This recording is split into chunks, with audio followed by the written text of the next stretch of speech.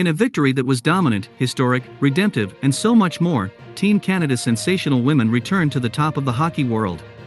In a victory that was dominant, historic, redemptive, and so much more, Team Canada's sensational women returned to the top of the hockey world with a 3-2 win over their hated, historic rivals from the US.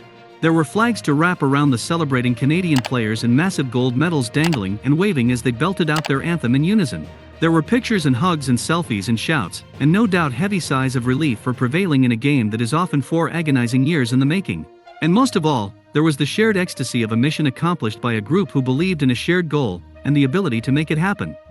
In the game itself, one in which Canada stormed out to a 3-0 lead and never let the Americans get close until a final desperate goal with 12 seconds remaining, there was the surest thing of all.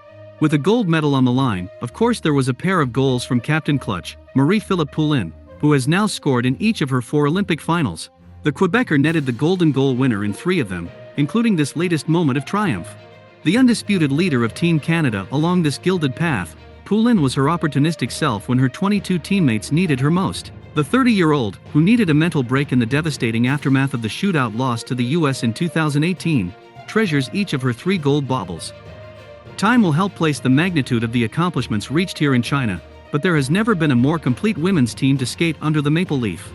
They set scoring records, both as a team and individually, and they played at an offensive pace never before seen in the women's game.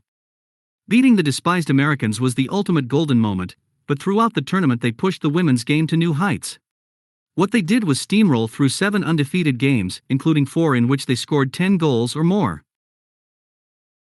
They beat their most bitter rival twice, and despite the 1-goal margin in the final, the 4th time the two have played to a 3-2 score in an Olympic final, the game was never really that close.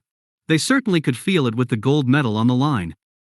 The Americans, without injured star Brianna Decker in the lineup, essentially rolled their 2 best lines in an attempt to match Canada's skill.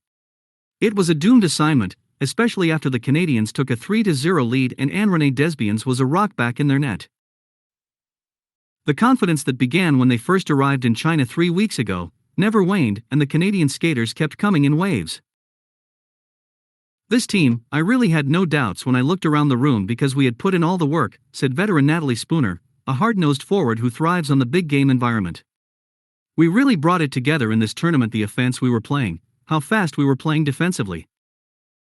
This was probably one of our most dominant performances." The perseverance of the Canadian women showed throughout the tournament, as did their superiority. From their world-class captain to 10 first-time Olympians, Canada's Golden Girls were unmatched and unbeatable. "The rivalry between us and the US is obviously pretty heated," Jenner said. "We had a lot of great battles with them.